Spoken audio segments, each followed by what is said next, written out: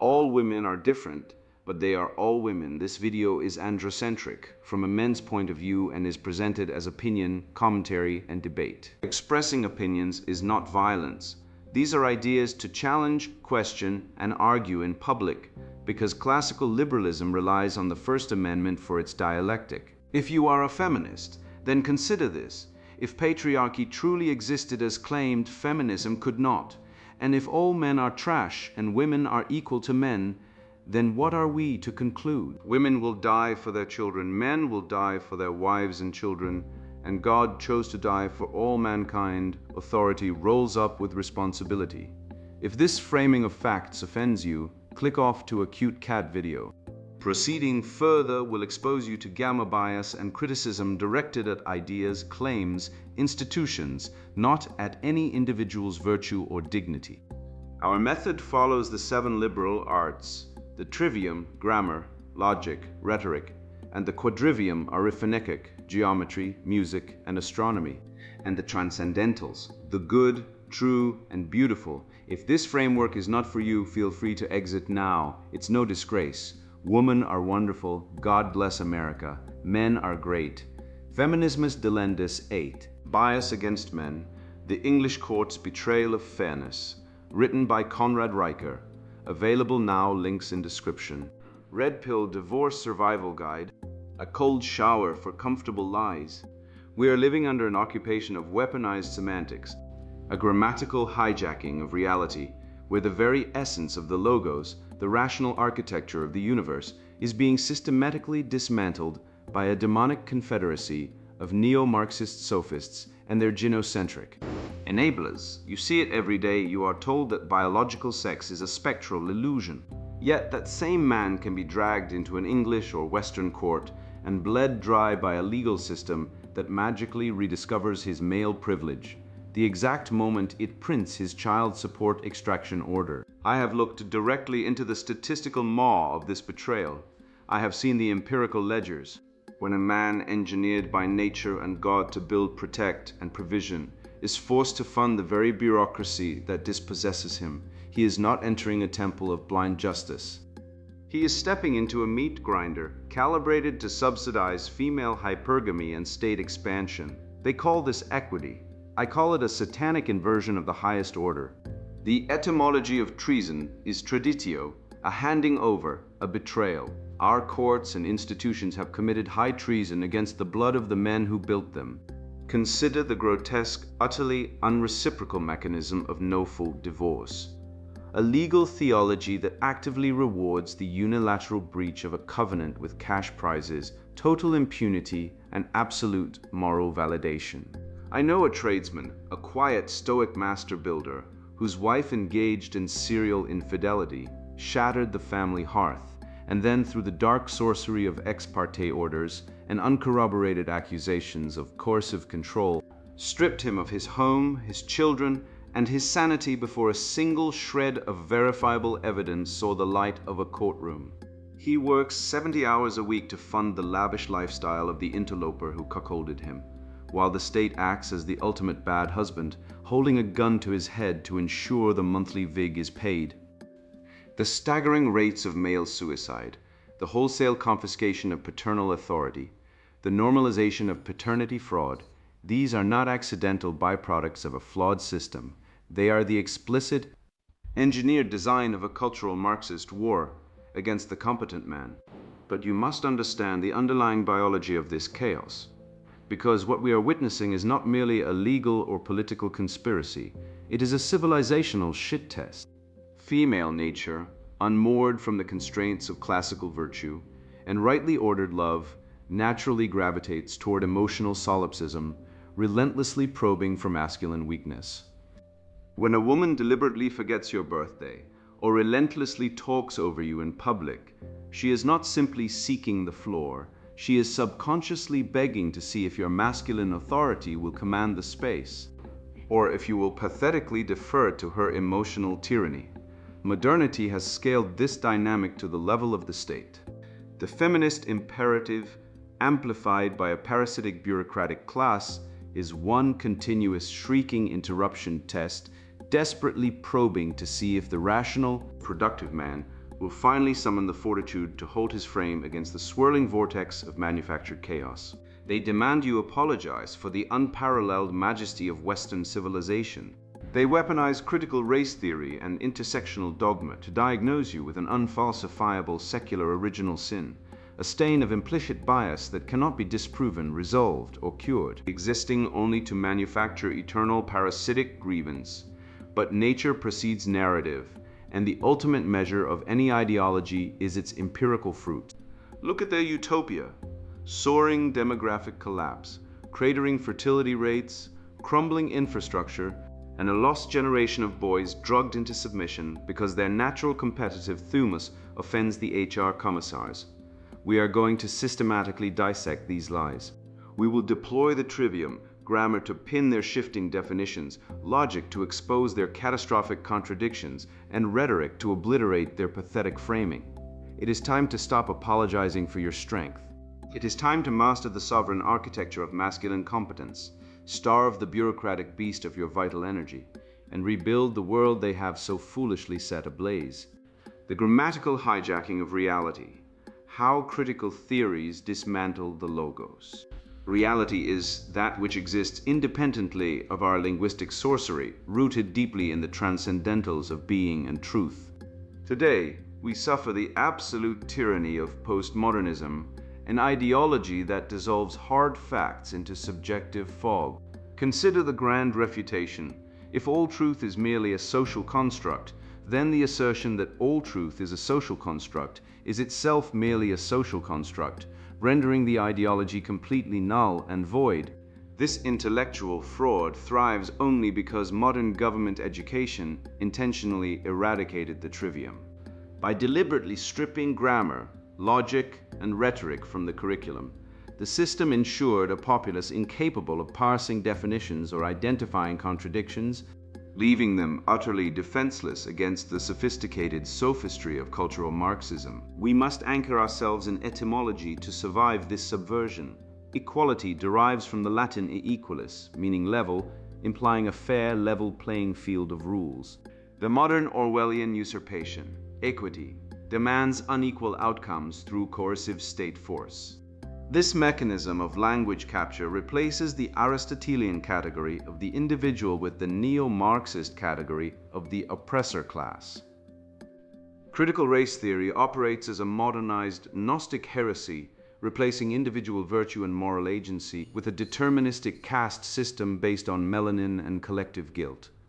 When cornered, leftists deploy a Motte and Bailey fallacy, retreating into the mild, undeniable claim that all humans have dignity before advancing to demand absolute demographic proportionalism and wealth expropriation. This perpetual witch hunt relies on Kafka traps, where a man's mere denial of complicity in white fragility or toxic masculinity is presented as ultimate proof of his guilt, completely bypassing due process. They weaponize unfalsifiable claims like implicit bias and systemic racism, which function as secular original sins that cannot be disproven, repented for, or resolved. They exist strictly to manufacture eternal parasitic grievance. Recall the 2020 summer riots, where the media anointed chaotic, destructive looters as peaceful protesters, while simultaneously demonizing law-abiding, armed citizens defending their livelihoods. This satanic inversion in modern jurisprudence replaces classical blind justice with equity, forcibly tipping the scales against the rational, productive man, the foundational architect of civilization. The classical cosmological truth teaches that evil is not a positive substance, but a privation, the absence of good. Cultural Marxism is simply the institutionalization of this void, a black hole of resentment that consumes truth, beauty, and order. The historical reductionist claims the West was built entirely on stolen land, but a true common sense reading reveals the West was built on unparalleled masculine virtues, extreme sacrifice, innovation, and the rule of law to tame a hostile wilderness. The gamma bias in CRT is glaring. It systematically ignores the unimaginable suffering and rapid mortality rates of marginalized men while amplifying the microscopic grievances of credentialed, upper-class females.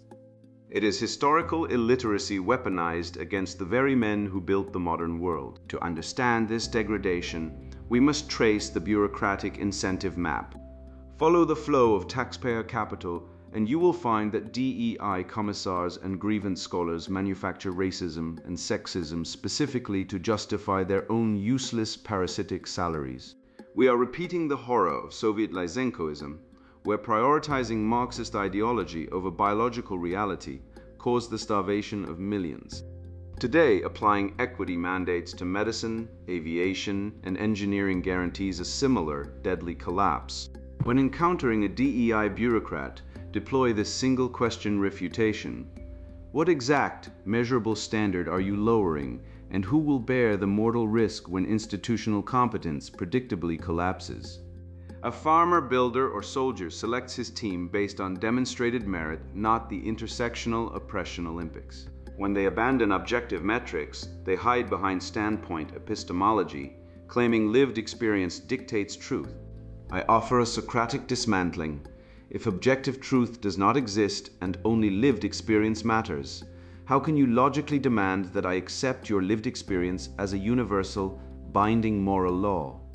They cannot answer because their ideology is internally inconsistent. We must ruthlessly exploit this. When cornered by intersectional zealots, use the dialectic strategy against them, pit the biological reality of radical feminists against the metaphysical delusions of gender ideologues. Stand back and let their Frankenstein coalition tear itself apart through incompatible dogmas. The epistemological apex demands we judge all ideas by their empirical fruit. Critical theories invariably produce sterility, resentment, debt, and institutional decay. Therefore, the red-pilled man must adopt a strict action rule. Immediately sever all intellectual, financial, and emotional allegiance to any institution, university, or media conglomerate that adopts the lexicon of critical theory. Starve the beast of your masculine competence. Do not validate their delusions with your labor. Ambiguity is the poison of tyrants, but absolute definition is the sword of the logos. Truth does not require a committee to validate its existence. Yet, having identified this institutional rot, I must warn you that its most insidious metastasis is not in the courtroom or the boardroom, it is in your own bedroom. The same genocentric inversion that replaces logos with grievance in the public square has colonized the domestic sphere, where the unmoored feminine imperative, emancipated from the discipline of classical headship, deploys manufactured emotional chaos as a biological weapon against the very men whose labor sustains the infrastructure of her world. The crucible of manufactured chaos, deconstructing the genocentric shit test. We are lectured that love is an unconditional gift, yet observe the staggering hypocrisy of the mating market. A man must maintain peak fitness, a stoic frame, and financial dominance merely to earn a woman's time, yet he is commanded to offer his devotion unconditionally, despite her disrespect. When she deploys the interruption test, talking over you to conquer the acoustic space, or deliberately forgets your birthday to induce neediness, she executes an evolutionary stress test. Our biological reality, shaped by testosterone and prenatal androgen exposure, dictates men are engineered to absorb high-stress shocks without fragmenting. Consider the formal syllogism of hypergamy. If female desire requires male invulnerability, then any display of wounded ego or emotional retaliation instantly extinguishes her sexual attraction. The man who complains or seeks validation has already failed the biological audit.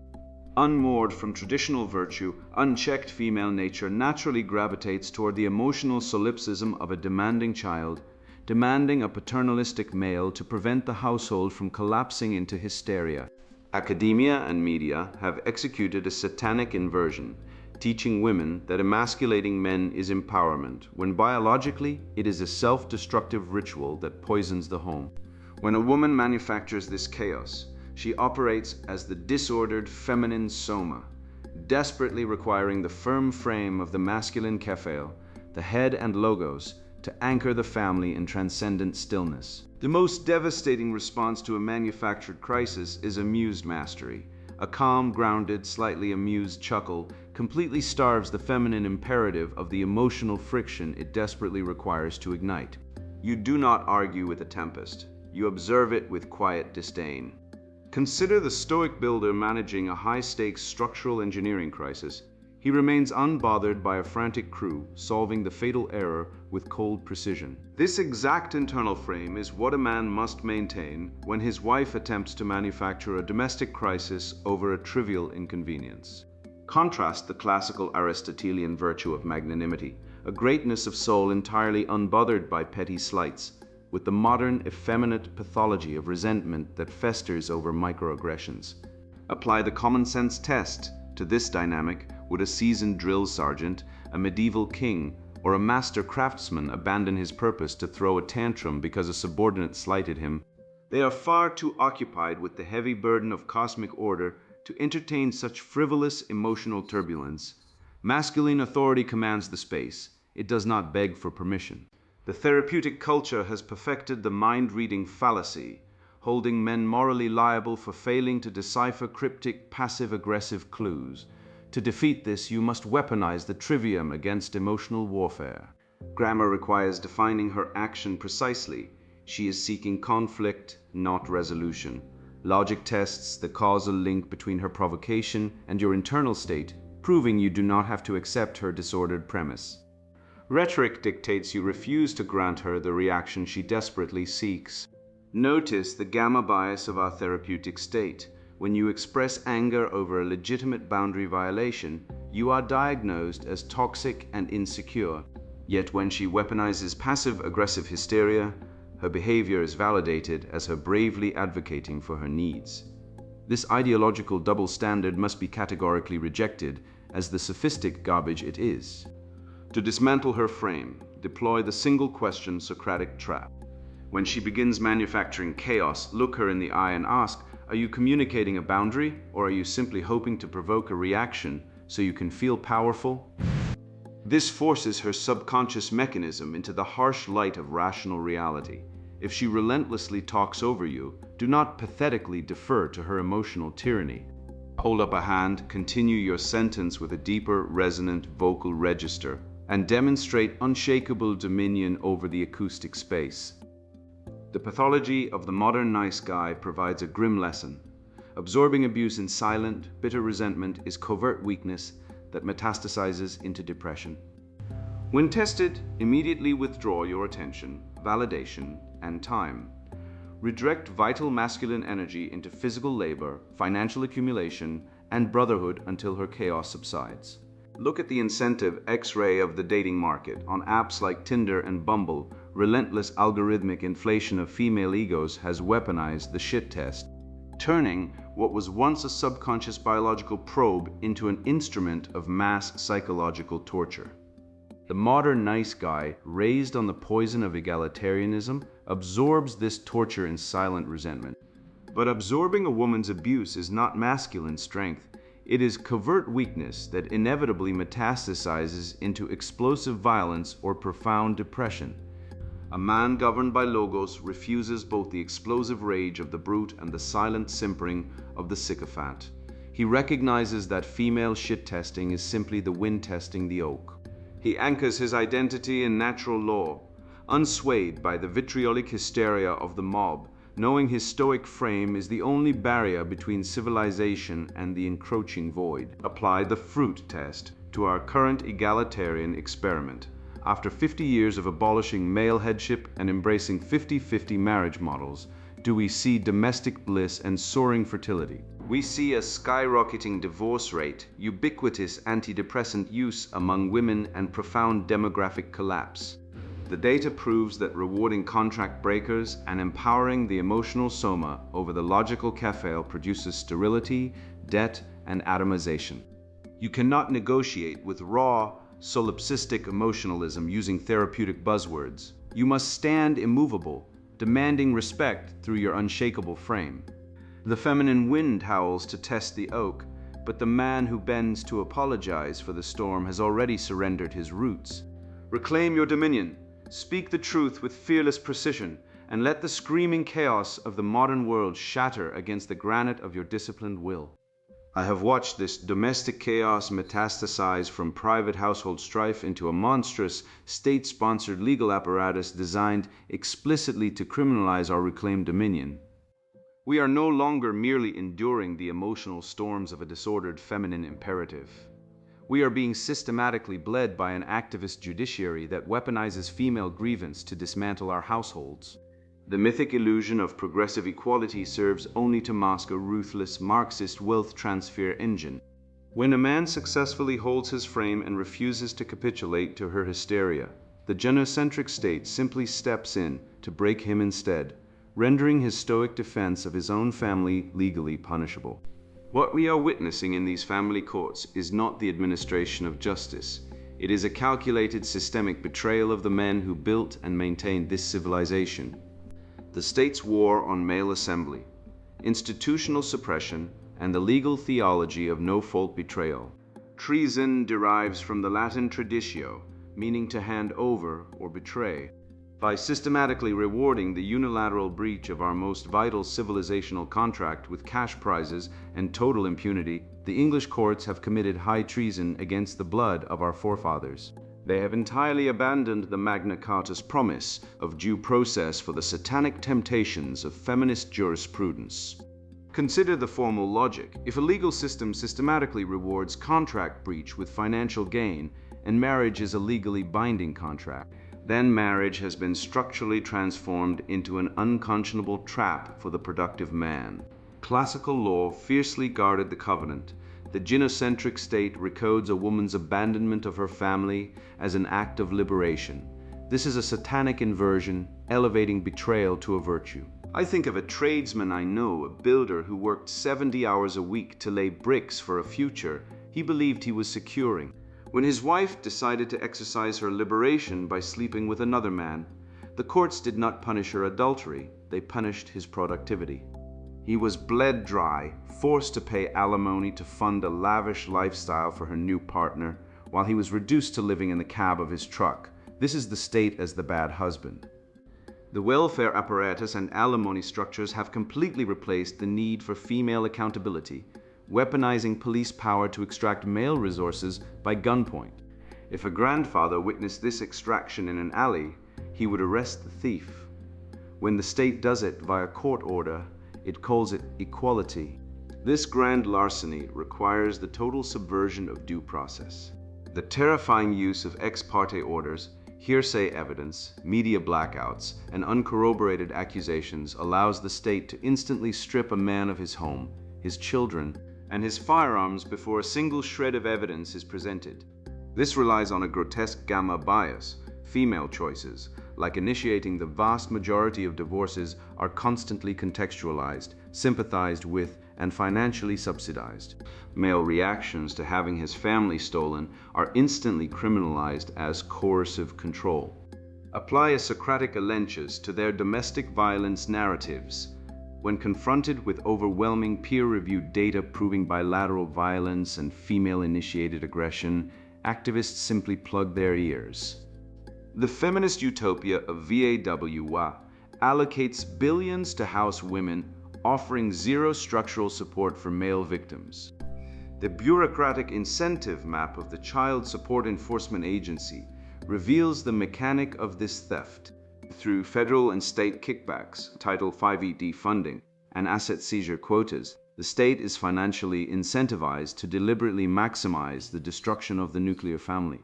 They have monopolized the family structure for direct profit. To justify this, they launder child abuse as female empowerment under the best interests of the child paradox.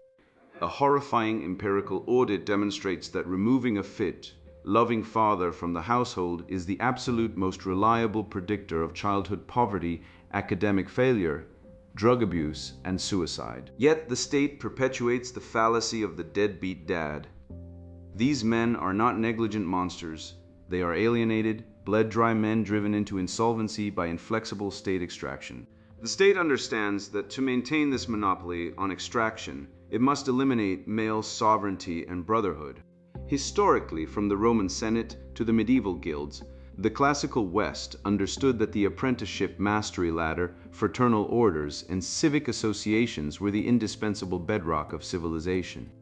Today, the state sanctions the systematic deplatforming, shadow banning, and harassment of men's rights activists, while violent, misandrist organizations are elevated and praised by globalist corporate media. Metaphysically, the Orthodox and Catholic traditions define the family as the icon of the Trinity, the domestic church. When the state forcefully intervenes to sever the father, the kephler, or head from the household, it commits an explicitly anti-Christian, demonic act of cosmic vandalism. It is an intentional decapitation of the natural order. You must break the spell of ignorance and recognize the legal theology arrayed against you. Apply the single question refutation to eviscerate any family court judge if a father is legally responsible enough to be forced to pay for the child's existence. By what logical standard is he deemed completely unfit to have equal presumptive custody of that same child? They have no answer. The logomachy of family law is a profoundly anti-family wealth extraction engine designed by cultural Marxists to break your generational wealth. The absolute mandate for modern male survival is simple: immediately and ruthlessly protect your assets through complex legal trusts, consult premier paternity lawyers before engagement, and recognize that signing a modern state marriage license is akin to signing a unilateral surrender document to a hostile occupying force. A civilization cannot demand men act as the ultimate net taxpayers, the defenders of borders and the builders of infrastructure, yet deny them fundamental legal standing within their own households. This violates the first principle of sovereignty: no burden without standing. A society that actively suppresses male assembly while rewarding female betrayal is a society rapidly awaiting total collapse. The restoration mandate is non-negotiable.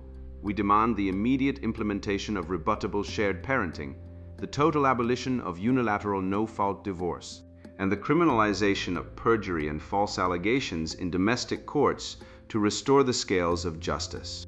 The courts call the arsonist free and send the builder the invoice, but a state that steals from its own fathers to feed its own bureaucratic rot has already written its own obituary. As I traced this machinery of legal extraction to its ideological roots, I realized the courts are merely the terminal symptom of a deeper rebellion, a deliberate, coordinated revolt against masculine nature itself. You cannot subjugate men through family law alone. You must first convince them their own design is a pathology, their strength a crime, their drive to conquer and build a disease requiring medication. But nature is not a committee vote, and she does not negotiate with bureaucrats. The masculine soul, no matter how drugged with amphetamines, shamed by academia, or dispossessed by judicial decree, retains its indestructible architecture, the sovereign architecture of masculine competence, mastering the balance of fortitude and grace. Nature precedes narrative, and beings possess immutable ends. Consider the absolute necessity of hierarchy through formal logic. If human excellence is not evenly distributed by nature, then forced egalitarian outcomes require an ever-expanding, violent bureaucracy to artificially suppress the competent and elevate the inept. Our civilization is crumbling under the fallacy of egalitarian self-esteem, a catastrophic delusion where awarding participation trophies breeds narcissistic psychopaths incapable of self-correction. We have abandoned the apprenticeship mastery ladder, replacing the arduous ascent from unconscious incompetence to unconscious competence with a therapeutic coddling that breeds deep, suicidal nihilism. The classical world understood that struggle builds character. The Latin competire, meaning to strive together, proves male competition is not a blind hatred, but a collaborative ladder designed to forge mutual excellence. The propagandist's favorite phantom, toxic masculinity, evaporates under the slightest Socratic pressure. I challenge you to deploy this single trapdoor question. Name one institution, from the hospital to the power grid, built by the passive, egalitarian ethos you promote. They will stare blankly because reality is an immovable object. I once watched a gruff, exhausted contractor, a man whose hands resembled crushed slate, silently allow an arrogant, over-credentialed millennial architect to discover why his mathematically flawed schematics would collapse the roof. The builder exercised the trivium perfectly, grammar to issue unambiguous commands, logic to identify structural flaws, and rhetoric to correct without demoralizing. He let the architect fail safely, perfectly balancing competition with humorous grace, proving that true authority does not need to throw tantrums. Run the fruit test on 50 years of feminism. Do we see safer streets and soaring achievements, or skyrocketing male suicides, crumbling infrastructure, and a demographic collapse threatening the West? The incentive X-ray of the corporate landscape exposes diversity, equity, and inclusion mandates as fraudulent mechanisms. DEI does not help the marginalized. It strips competent men of their rightful authority to promote mediocre sycophants whose primary skill is enforcing ideological conformity. This is the bureaucratic expansion metric of incompetence in action. As the regulatory state expands to enforce equity, actual physical competence collapses, requiring more debt and masculine intervention to prevent disaster.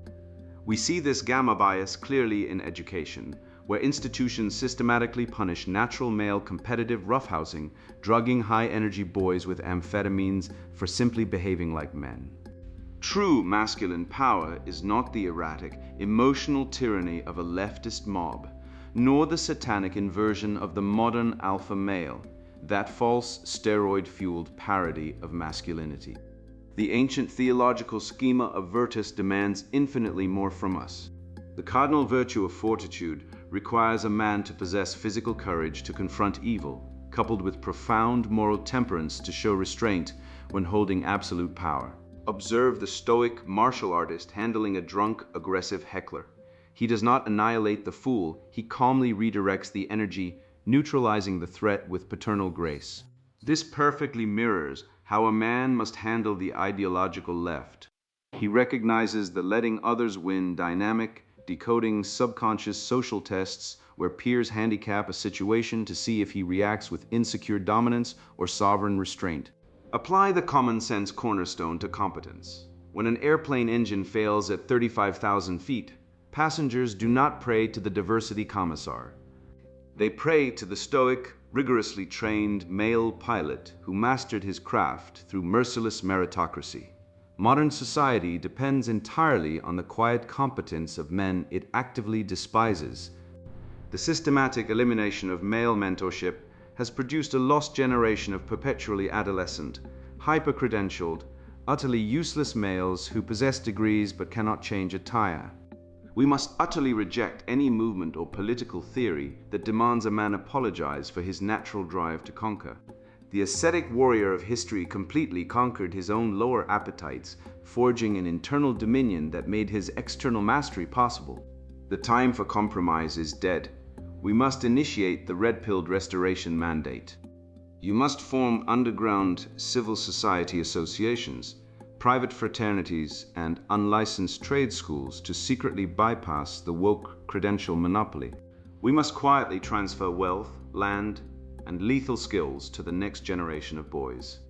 Look at the family courts, where fathers are stripped of due process, treating men as disposable wallets, while women initiate 70% of divorces. The conspiracy of lies around female nature demands a radical awakening. Step away immediately and permanently from any social circle, video game, or corporate environment that artificially suppresses your competitive drive.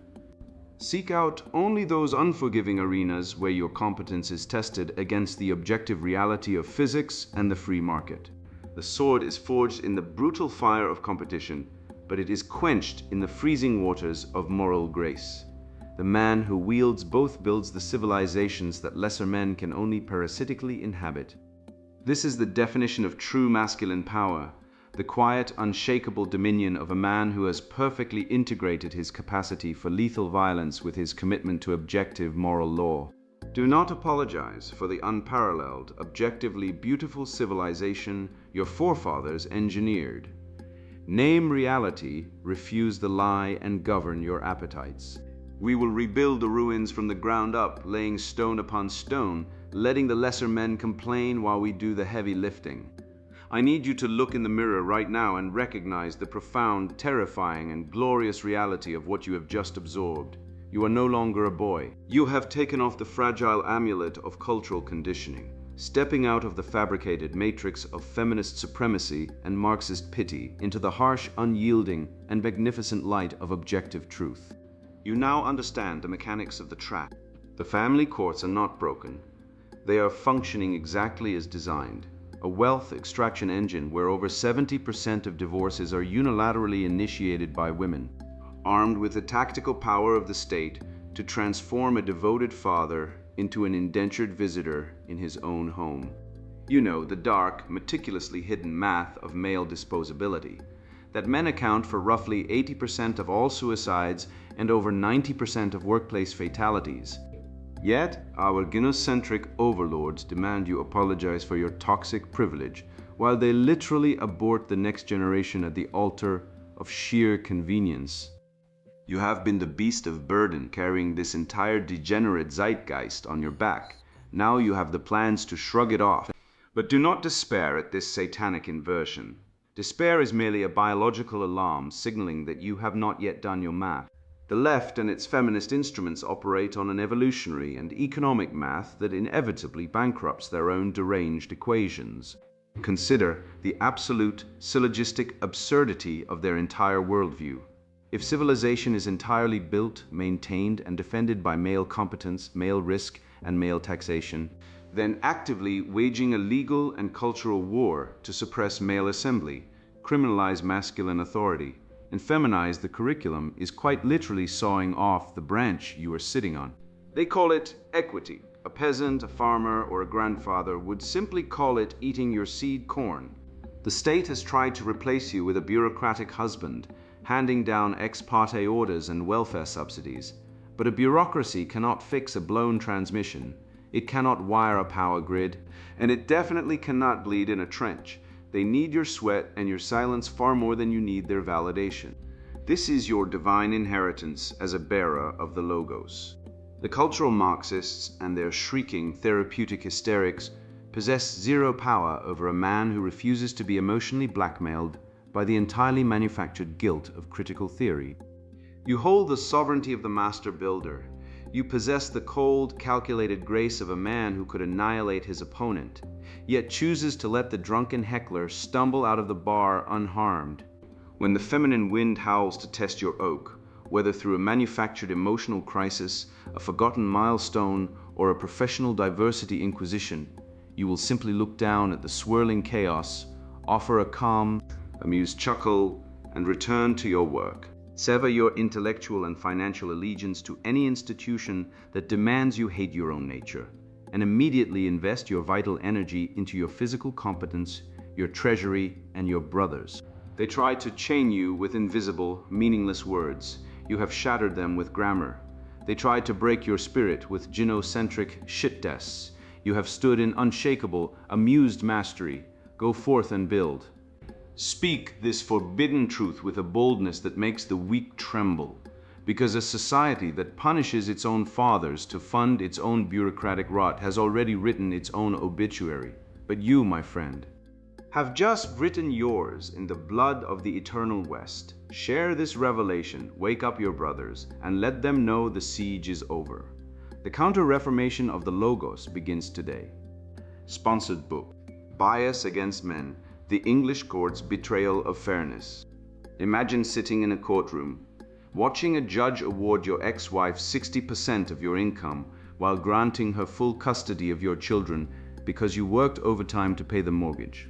Picture being handcuffed for visitation interference after begging to see your son on his birthday. Now consider the sinking realization that every institution you were taught to trust, courts, media, academia, has been weaponized to strip you of wealth, dignity, and purpose. This isn't hypothetical, it's my life. It's your life. And it's happening to millions of men while a genocratic regime labels dissent as toxic. I wrote Bias Against Men, The English court's betrayal of fairness after losing my home, savings, and 2 years of fatherhood to a legal system that treats men as disposable ATMs.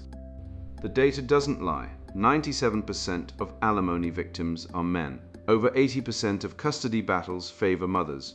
False allegations now serve as legal napalm, with kangaroo courts rubber-stamping lies that destroy careers and reputations. This book isn't theoretical. It's a battlefield manual forged in the trenches of family court, corporate HR departments, and the ruins of deadbeat dads' lives. You're here because you're tired of being told to man up while being systematically neutered. You're the father fighting to prove paternity fraud, the husband blindsided by a no-fault divorce, the man who realized equality only applies when it empties your wallet. This book is your lifeline.